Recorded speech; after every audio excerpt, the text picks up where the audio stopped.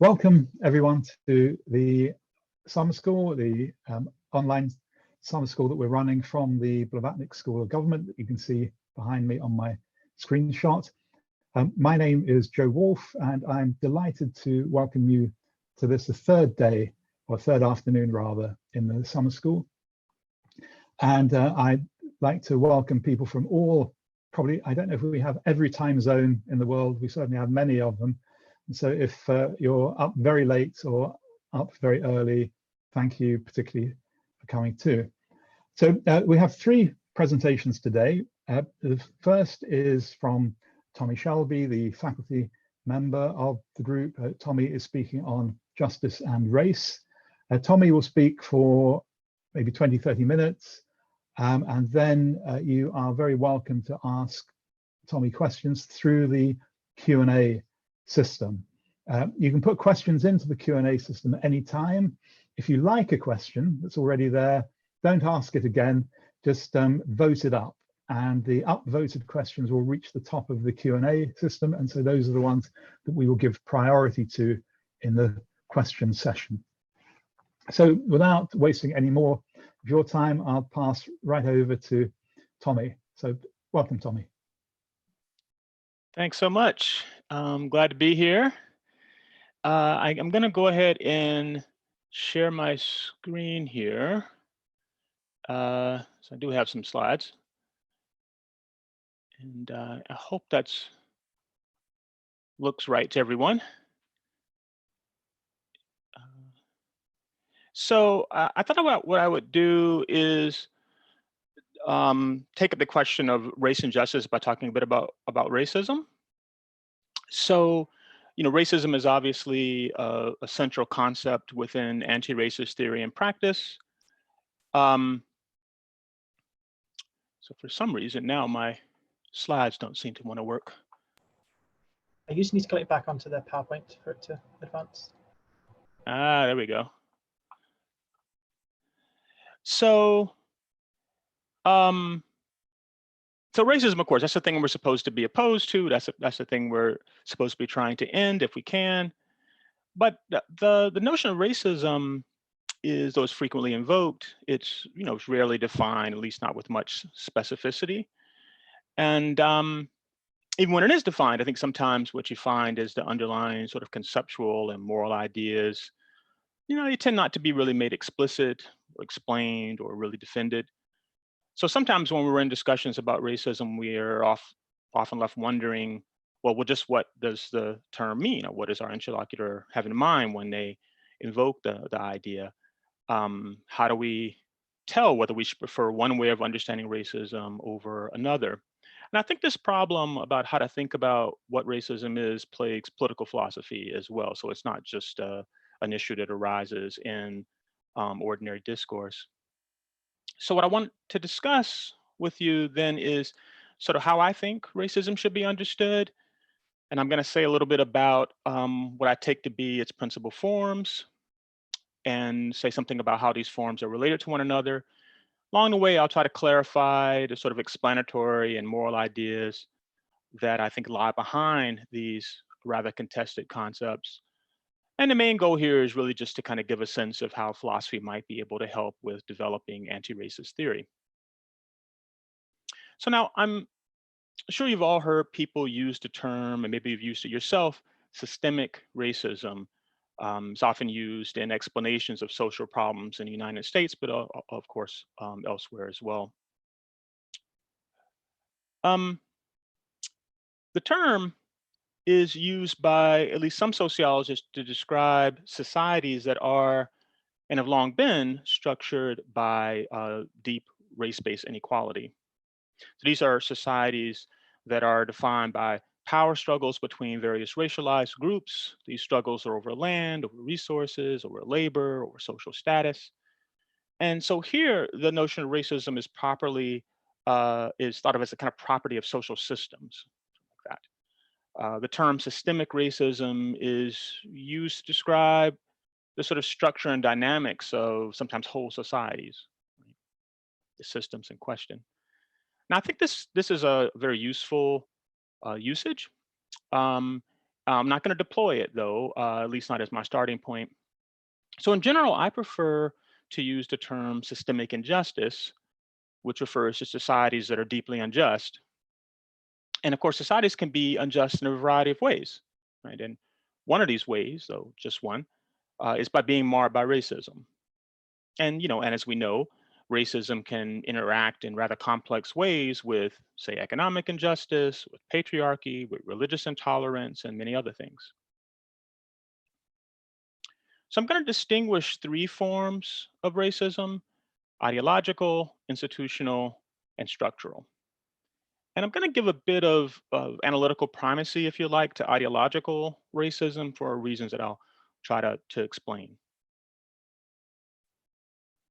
So in its most basic form, racism is what some people would call an ideology, which I defined here somewhat tersely uh, as a widely held set of loosely associated beliefs and implicit judgments that misrepresent significant social realities and that function through this distortion to bring about or perpetuate unjust social relations.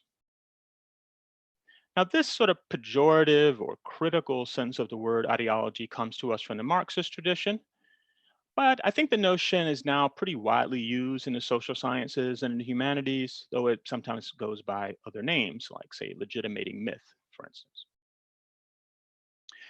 So in addition to racial ideologies, there are ideologies that center on religious notions, nationalist ideals, moral concepts, ideas about sex and gender, and these often kind of work together to lend legitimacy to unjust forms of hierarchy and inequality.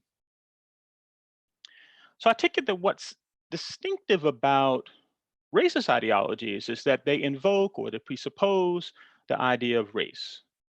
Now, in the philosophical literature about race, there's a lot of different views about just what the race idea is, how should we understand the race concept, and in Q&A, if you guys want to talk about that, I could point to some literature about that. That's a kind of ongoing debate.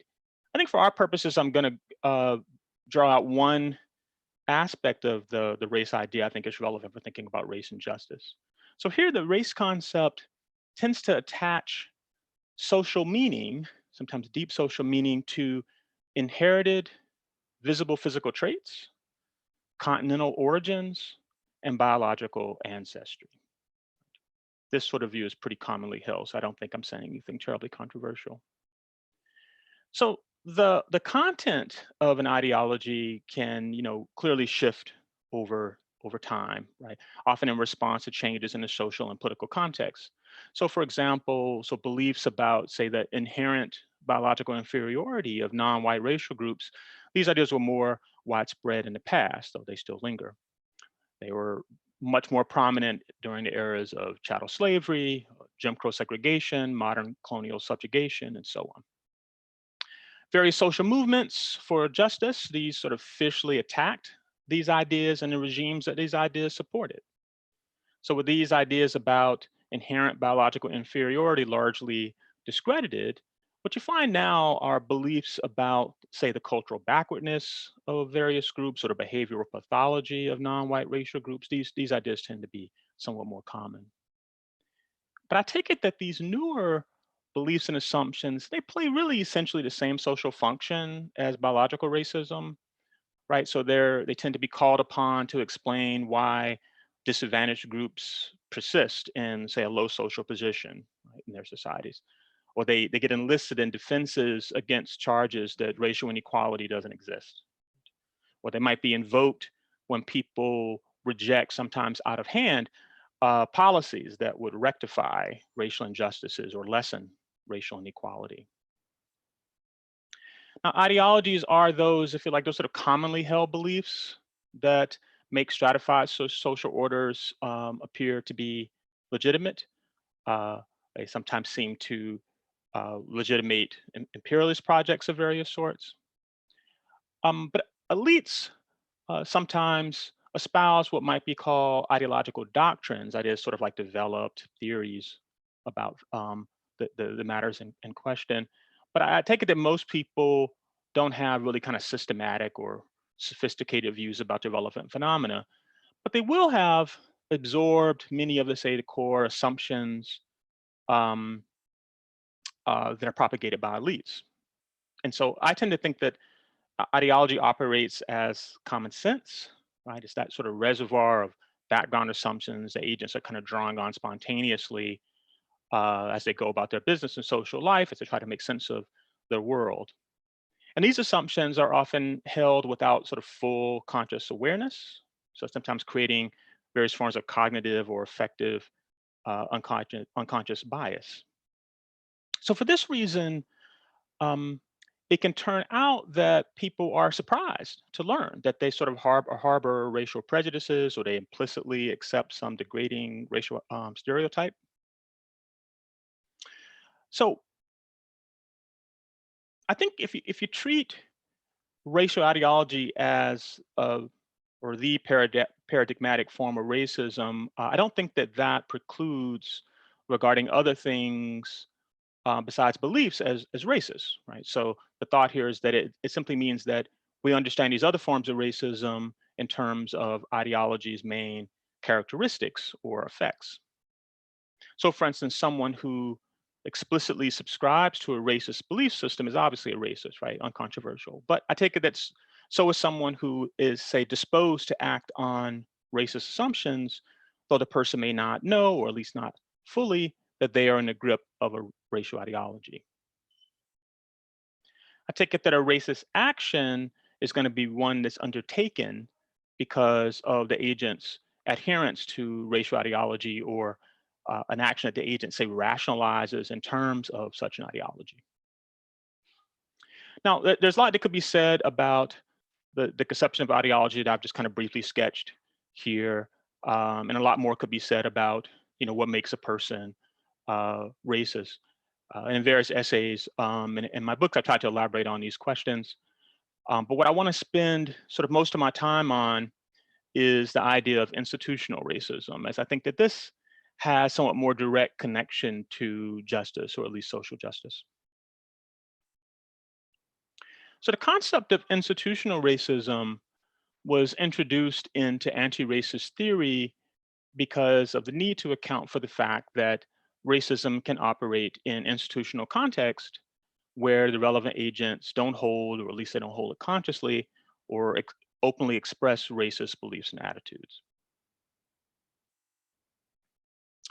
So I make a distinction between two types of institutional racism: extrinsic and intrinsic. So I should point out, so in the literature on racism, there's a very famous paper by Kwame Anthony Appiah called Racisms, and he uses a distinction between extrinsic and intrinsic racism. It's not, the distinction I'm making here is maybe in some ways related, but it's not the same distinction that he's making. He's really referring to two different types of ideologies, the content of two different types of ideologies. I'm talking about two different types of institutional racism. So for those who know that paper, I'm mean to be invoking a different kind of distinction, which I hope will be clear. So on the extrinsic conception of institutional racism, an institution's policies are regarded as racist, not in virtue of the policymaker's racist beliefs or prejudices, but solely in virtue of the policy's effects. Extrinsic institutional racism occurs when an institution employs a policy that is, say, race neutral in its content and in its public justification, but nevertheless has a significant or disproportionate negative impact on an unfairly disadvantaged racial group. So those who make and apply the policies need not intend this particular result, and they themselves may not be racist. So what's wrong with the institution's practices then? Well, I'm going to say that they do two things. One, they perpetuate the negative effects of ongoing or past racist actions. And two, they thereby encourage racist attitudes and stereotypes. That is, they serve to reproduce racial ideology. So what's the underlying idea here? Well, some groups in society are already disadvantaged by ideological racism and its effects. So an institution that is not intrinsically racist may nevertheless play a role in keeping these groups disadvantaged. And this can lead some to conclude that the disadvantaged occupy their low social station because of, say, their culpable failings or some inherent inferiority on their part. Because the institution in question may not be responsible for the group's prior disadvantages, the racism the institution is implicated with may be, if you like, extrinsic to the institution itself. Maybe to put it slightly differently, the institution may be complicit in perpetuating racial injustices that it didn't itself create. Nonetheless, considerations of corrective justice may justify seeking to reverse or to mitigate these negative institutional effects by, say, requiring particular institutions, schools, corporations, courts, and whatnot, to implement various remedial policies, or maybe to opt for policies that have a less adverse effect on disadvantaged racial groups. So take, for example, the practice of racial profiling in law enforcement. So suppose there is a significant correlation between racial group membership and the commission of certain crimes. So relying on crime statistics, police could perhaps reduce crime if they were, say, to stop and search and investigate members of racial groups differentially. Say maybe they're scrutinizing Blacks more carefully than whites when they try to curb violence associated with the illegal drug trade. Further, suppose that this policy was not instituted for racist reasons, and suppose that in practice, it's not distorted by officers' prejudice. And suppose that the criminal justice system is, say, not responsible for the prior disadvantages the targeted group faces. Even with all those qualifications, I think nevertheless, the practice of racial profiling would naturally cause great distress within the targeted group. This sort of special scrutiny would further stigmatize the group. It's going to lead others to view the members in the group with greater suspicion or fear. And it might even brand a group, if they aren't already branded, as a bunch of criminals, and thereby reinforce offensive stereotypes and perpetuate racist ideology. If the group is already disadvantaged because of ongoing or past racist practices, racial profiling, regardless of its motivation and how well it's carried out, is going to likely make their situation worse. So they're going to be justified in demanding that crime prevention strategies be chosen that don't have these adverse effects. Or if an alternative policy would, if no alternative policy would reduce crime, say, to tolerable levels, then they might fairly insist that they be compensated for any extra burdens that the policy imposes.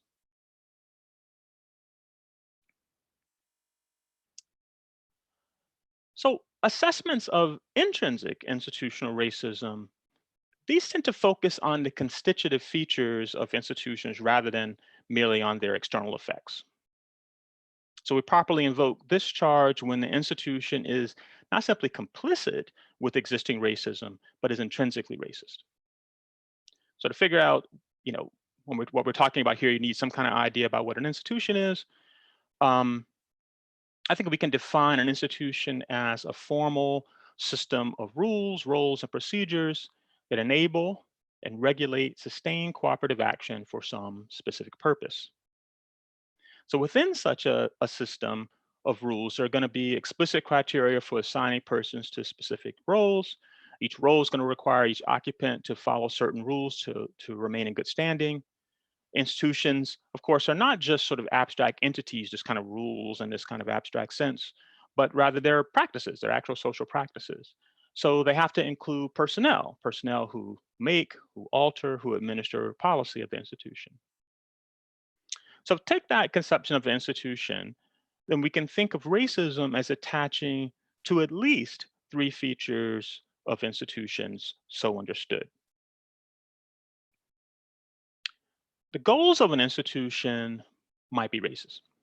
For example, to kill, to subordinate, to exploit, to exclude, to rob, or otherwise harm members of a racial group, where such actions are justified or rationalized in terms of racial ideology. Such goals may be the purposes for which the institution was designed, or they may be the aims of its current officials. These goals need not have been made explicit or public, but they can be covert or implicit. The rules and role criteria may be, or at least appear to be, race neutral in content, but may nonetheless be designed to achieve or sustain the subjugation of some racial group. The institution, I think this is important, the institution, even when ineffective in achieving its goals, can nonetheless be morally condemned for its aims. So whether an institution embodies intrinsic institutional racism is not merely a matter of its actual effects. Intrinsic institutional racism can also be a matter of the content of the institution's rules and role criteria. Well, these rules and criteria contain racial bias or in some way are racially discriminatory. So those who administer the rules and criteria, they don't need to be racist themselves for the institution to operate according to racist principles. And administrators need not perceive the racial bias that's inherent in the procedures they apply and comply with. So there is also a quite rich literature about what discrimination is, what makes it wrongful.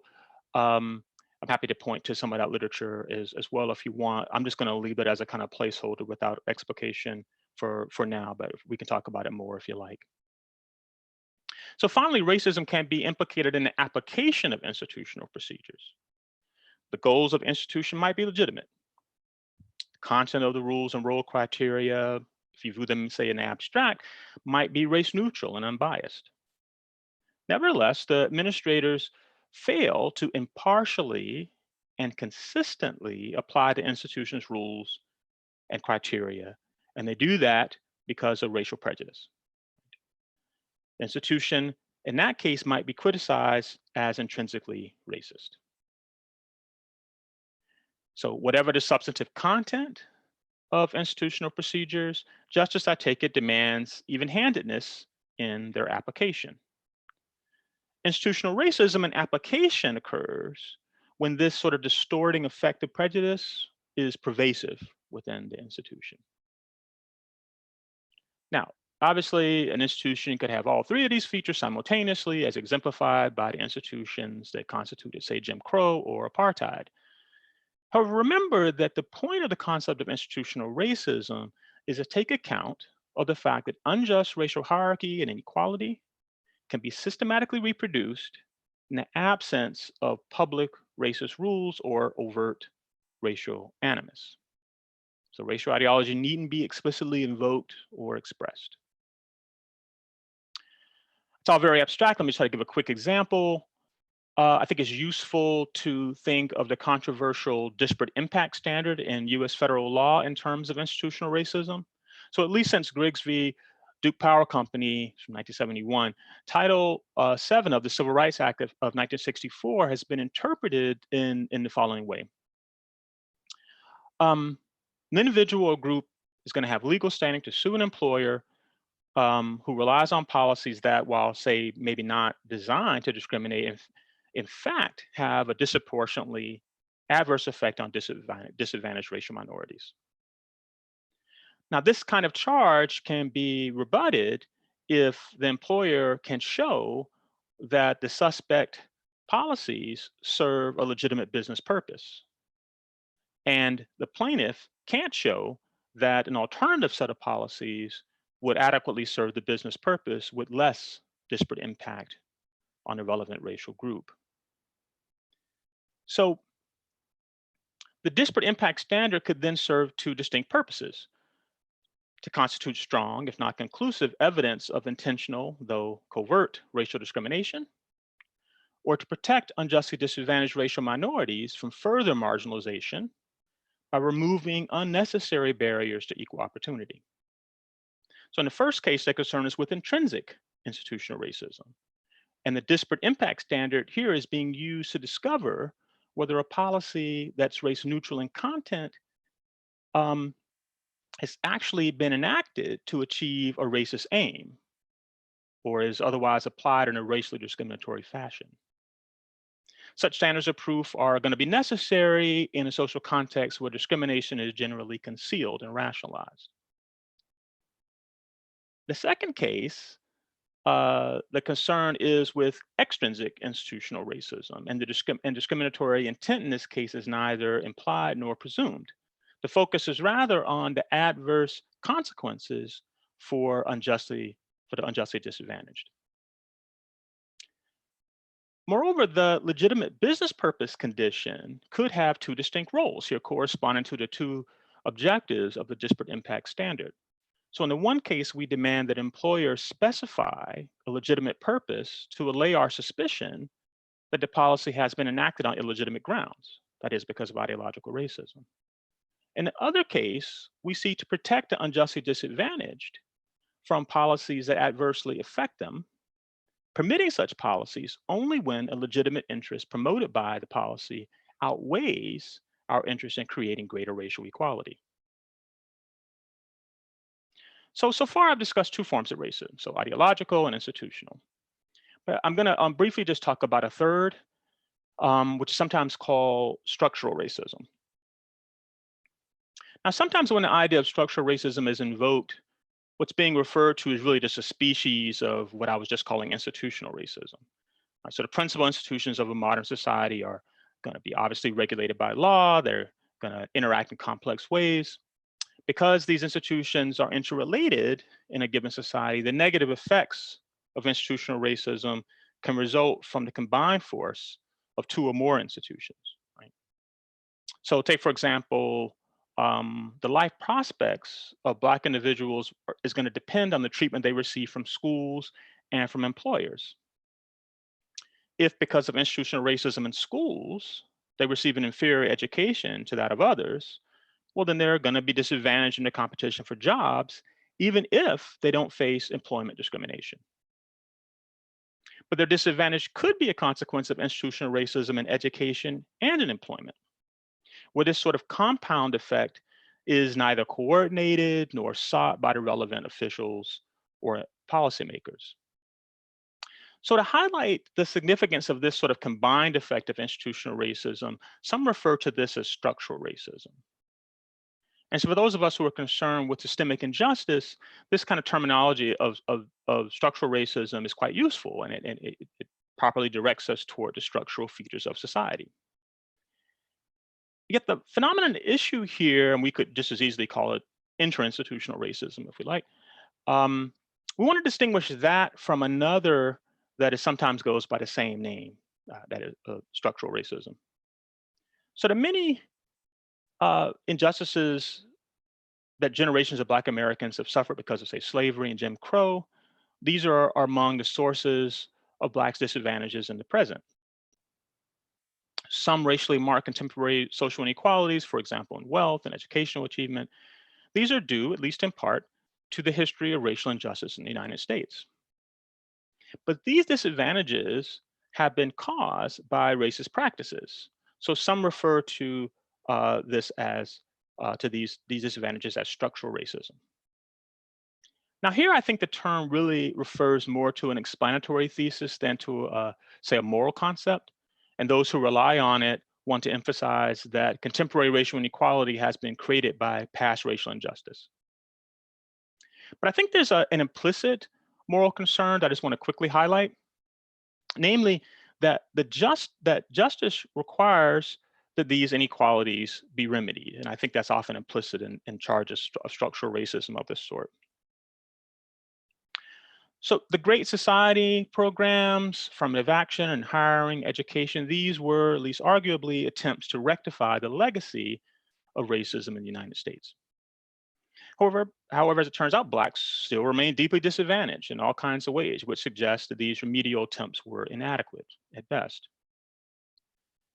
Now, some would insist that the existing disadvantages Black Americans face are not due to racism, whether ideological, institutional, or structural.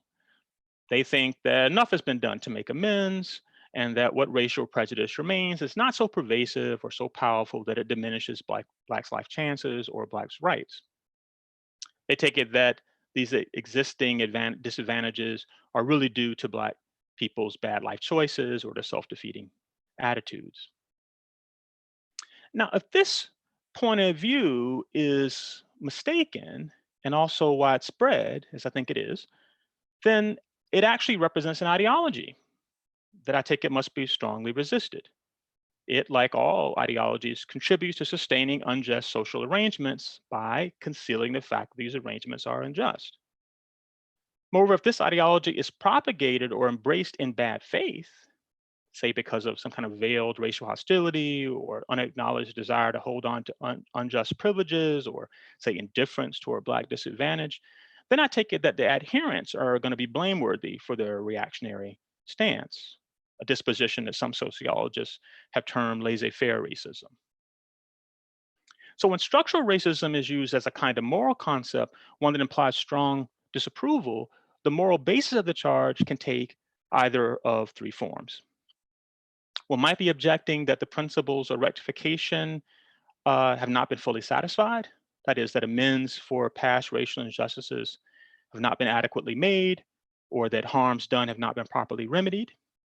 Or one might be objecting to the effects of a new post-racial ideology that represents existing racial inequality as if it were merely a consequence of disadvantaged racial groups' conduct and attitudes rather than a legacy of past racism. Or finally, one might be alleging that racial ideology explains why effective remedial measures for past racial injustices are not instituted. Right? So now, if I'm right about how to understand racism, then at least some aspects of US federal law designed to combat racism and racial discrimination, these are going to be ill-conceived or at least too limited. The disparate impact standard, quite loathed by some members of the Supreme Court, is not only a reasonable standard of evidence of unjust discrimination, but it is also, or at least it could be, a corrective justice measure to remove unnecessary obstacles to equal opportunity. The concept of structural racism also draws our attention to the need to remove disadvantages caused by past racial injustices. And I think we should be suspicious of the widespread indifference toward existing racial inequality and critical of any post-racial ideologies that are used to explain away these inequalities. So philosophy is often criticized on the grounds that it's too concerned with sort of otherworldly or esoteric matters when what's really needed is kind of systematic reflection on the problems of our own non-ideal world. And even if I've failed to persuade you to accept the way I think about racism, I at least hope to have convinced you that philosophy has something to offer those of us who are deeply concerned about matters of race and justice. So with that, I'll stop. Thanks. Okay, well, thanks so much, Tommie. We can't give you a round of applause from everyone, but at least I can do that. And my microphone is unmuted, so take that as a representative round of applause from all the participants. So thank you. We'll move now to the question and answer session. And let me just remind you that if you want to ask a question, please use the Q&A function at the bottom of the screen.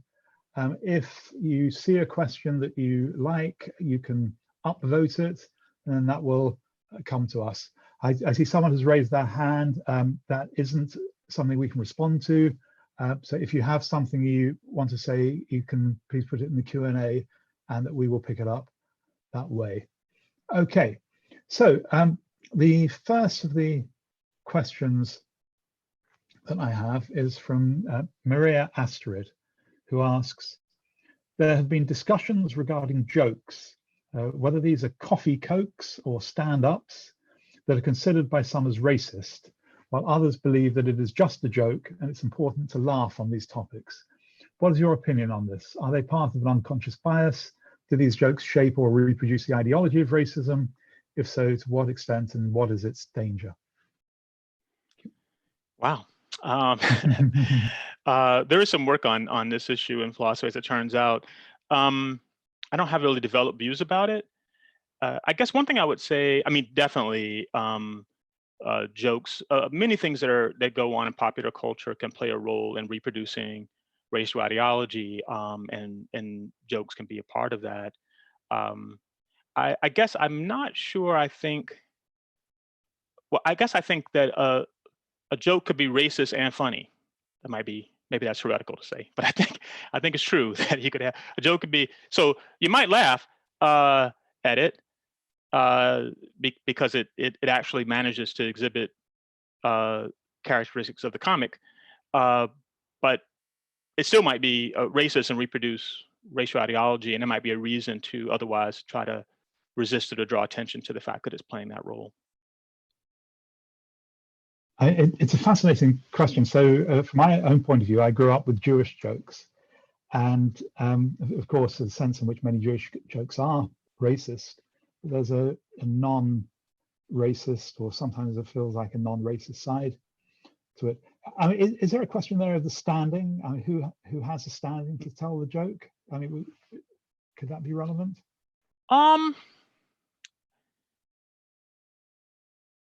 I mean, people worry about this clearly. That I take it what they're mostly worried about is whether the person who's telling the joke, they're worried about their motives and what they might be harboring, and they might think that depending on whether you're the target of the joke, the butt of the joke, as it were, you might think that it's not malicious. Though I think that's not always true. So I think when these questions of standing are probably more about general principles for being suspicious of the motives of people who are not the target of the group, worrying that maybe they have nefarious motives or harboring prejudice, and that's the reason why they're telling it. Okay, thank you. So the next question is from Abu Nassar, who asks, how do we understand the role of the state institutions when racism is outsourced to third parties, non-state actors? The state either is implicit in these actions or supports it, but does not engage officially directly. In effect, it perpetuates a prejudice against minorities and in many cases creates fresh avenues for discrimination. Say in the Indian case, rise in lynch tendencies and effect on it on the minorities and creation of a populist understanding against the minorities. Yeah, I mean, I guess I'd have to think about a lot of the kinds of institutions that I was thinking of are clearly regulated by law, sometimes quite heavily regulated by law. So in that sense, it probably, when it comes to the main institutions of social life, they're not really outside the scope of state authority. But maybe the thought is something like, you could have a private organization that participates in racist actions. But I take it that the state is also there going to have responsibilities to protect people from certain sorts of actions that attenuate their rights or interfere with their taking advantage of the opportunities that they're entitled to. So the state often is going to be implicated even when racism is emerging from, if you like, the private sector. Great. Okay, so there's a question from Jason Stanley, who of course is one of the faculty members. Jamie, is it, I don't know if Jason, whether you'd like to do this, but is it possible to get Jason on camera? Yeah, bear with me a second.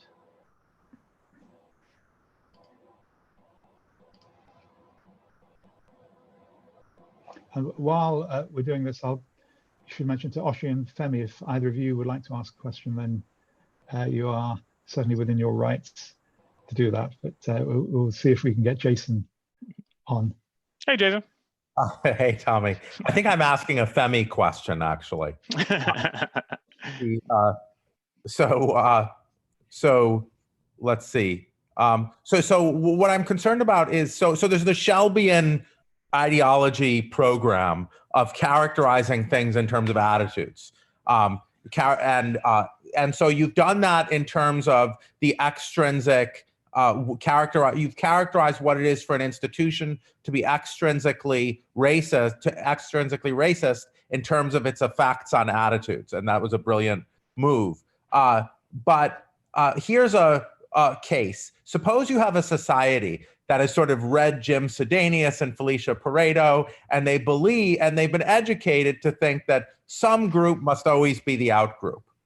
And so you have an institution that creates distinctions between, that has an effect to make one group much less wealthy than everyone else. And that doesn't lead people to think to form racist attitudes or stereotypes, because they know some groups got to be like that. This is like what my Holocaust survivor mother thinks. Some groups always going to be killed. So it seems to me the institution is still racist because of its effects on injustice, even though it doesn't support those attitudes. And you wouldn't want to reply by saying, well, reasonable people would form the racist attitudes, because reasonable people wouldn't form those racist attitudes. Yeah, I'm not sure there's any disagreement. I mean, I meant to highlight two effects that an institution might have that so there's the role that it's playing in reinforcing the disadvantage of the already unjustly disadvantaged, right? So it's sort of complicit in kind of maintaining their subordination. And then it's like a further point that it also, as a result of doing that, it might reinforce certain ideas about the group that say, oh yeah, as we always thought, and so on, right? So it's really two thoughts there. And I think it'll be appropriate to think of them both as if they come apart, to think of them as forms of extrinsic institutional racism. But I wanted to sort of highlight the ways in which I think it's often the case that you not only have the reinforcing of the disadvantage, but as a result, you have the reinforcing of the ideology that lends legitimacy to things continuing on as they are. Okay, so you weren't trying a reduction. I see. Yeah, that makes total sense. Okay, thank you. So I'll mute you, Jason, and we'll move on to the next question, which is from Chris Heinrichsen, who asks, the US Constitution contains clear elements of racism, slavery, which are addressed by later amendments. However, institutions like the US Senate drastically underrepresent urban and suburban areas, and also as a result, or by design, underrepresent Blacks in particular. Could we then say that the US Senate is a racist institution, even if that was not its explicit purpose, or even if the members of the Senate are not racist, though some very much are?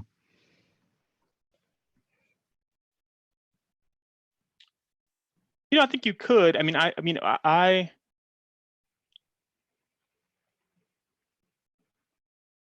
tend to think of, when we talk of institutional racism, we're really trying to speak of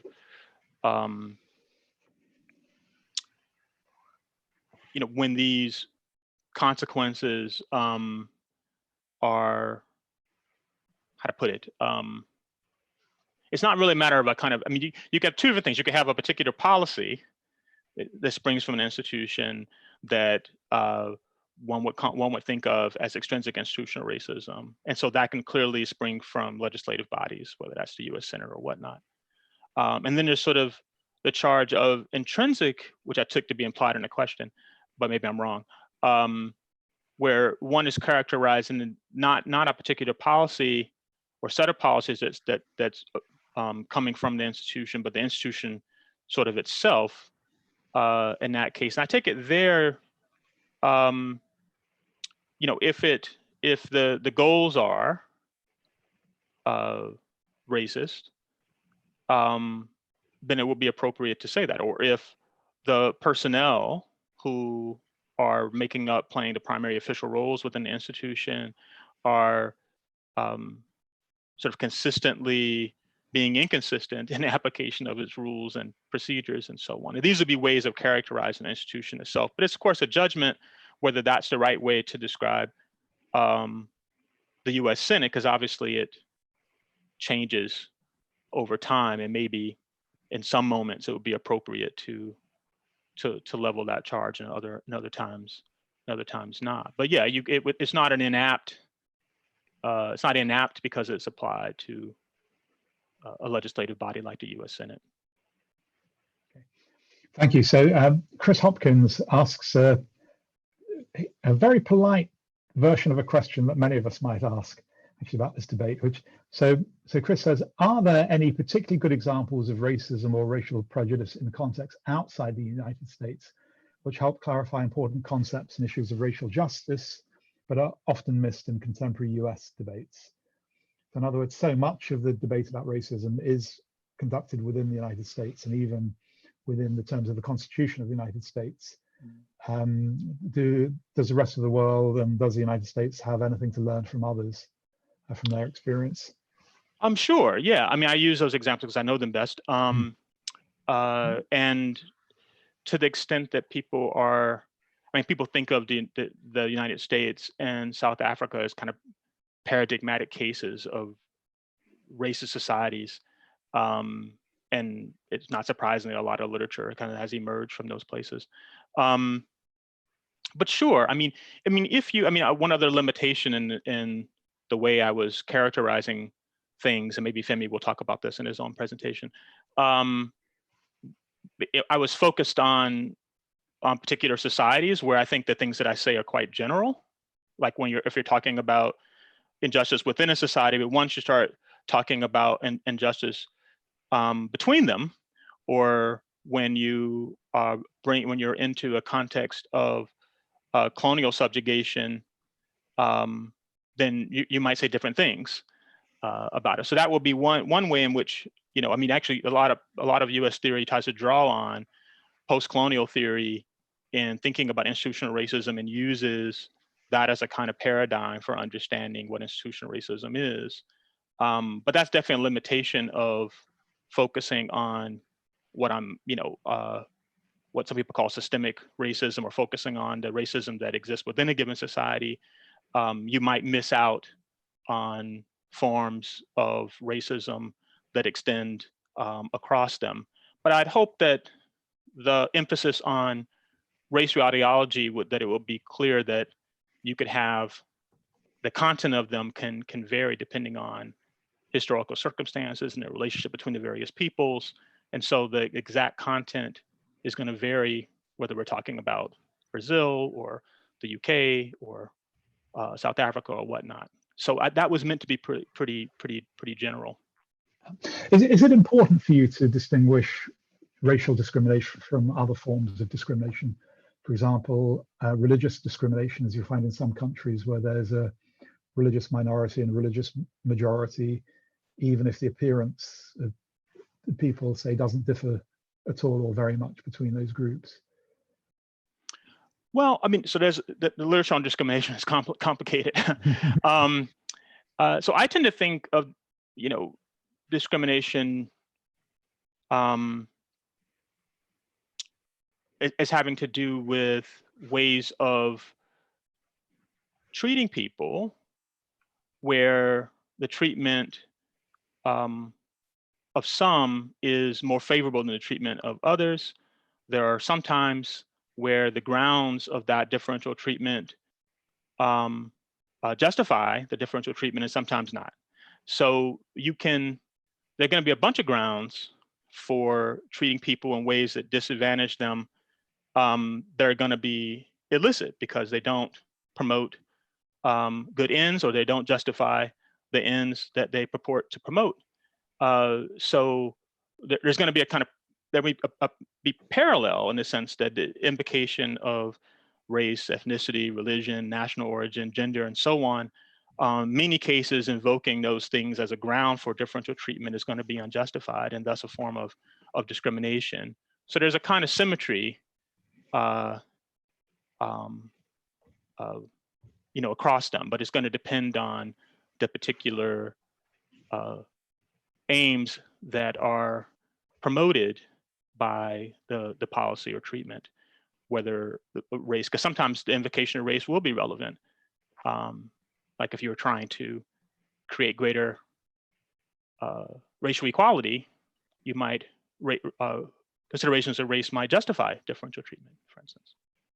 Okay, thank you. So we move on now to Deborah Leo, who asks, considering recent discussions on policing, if an institution is intrinsically racist, is it possible to remedy through reform?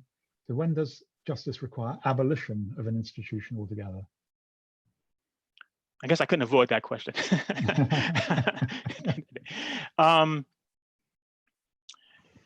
So, maybe this would be an interesting question about whether whether there's a challenge to the way I conceptualize institutions. So for me, if you think of an institution as being constituted by these rules, roles, and procedures, and that there are personnel, then it looks like you could, at least in the abstract, there's nothing in the nature of the institution, like I would say, of policing that says that you couldn't reform it, because the rules can be changed, the procedures can be changed, the personnel can be changed, and sometimes they are.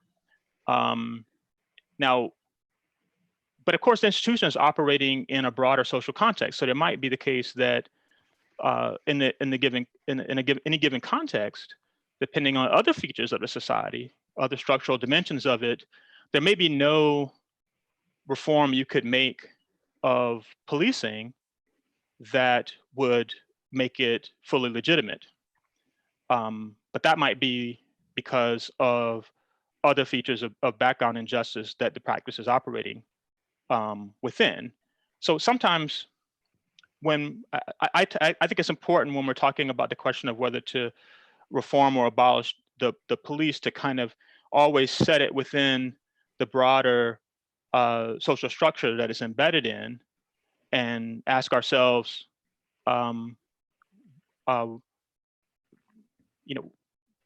whether our reform efforts should be directed to other structural features of the society in addition to reforming the police, because it might be the case that there's no reform you could do of policing, say in a place like the United States, against a background of all the economic injustices, the lack of gun control, the way that the metropolitan governance is done, and many other things. There may be no way you could reform it that wouldn't lead to it having the kinds of illegitimate consequences that people are protesting.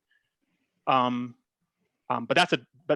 I want to distinguish that from the question of whether there's whether you could reform the social structure in such a way that a legitimate form of policing could emerge and play a role in a society that is reasonably just.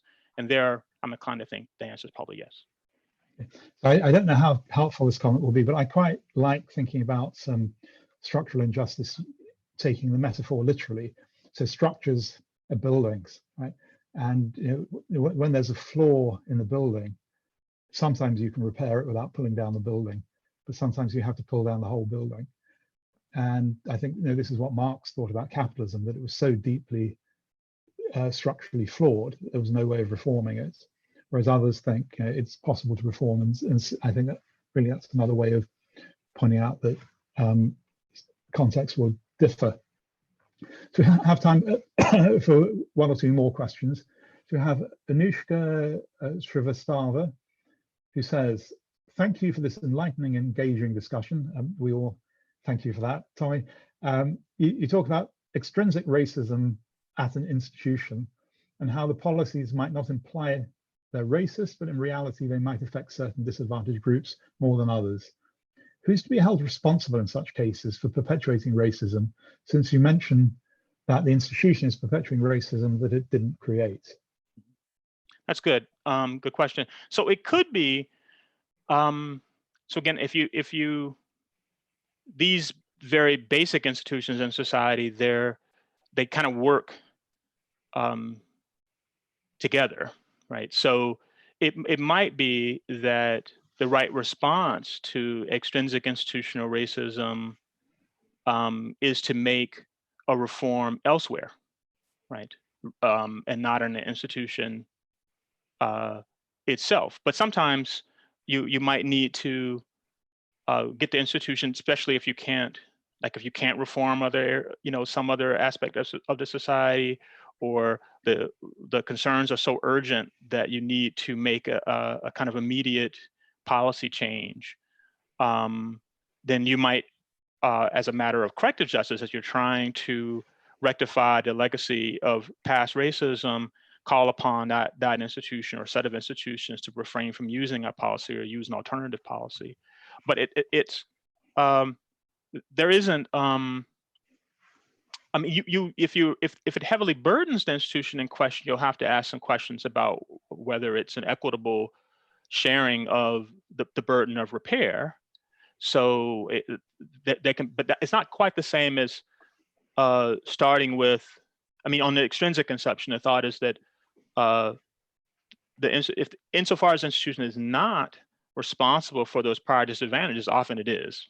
That changes things. But if it's not responsible for those prior disadvantages, then it's not that it's not a matter of compensating for those disadvantages. It's a matter of playing the role that we all have in trying to reduce injustice and its burdens. And the institution in question, again, like everybody else, will have a responsibility to play some role. And if it turns out that it makes sense for the institution to not use that policy in order to avoid a grave harm, then it can be reasonable to ask it of it, even if it's not responsible for having created the condition of the people who are disadvantaged. It seems to me. So I don't want to seem to be suggesting that in the case of extrinsic institutional racism, that the responsibility is tied to having played a prior role in disadvantaging the groups, but rather as a matter of a duty of corrective justice that everybody has in kind of sharing the burden of repair. That was the thought.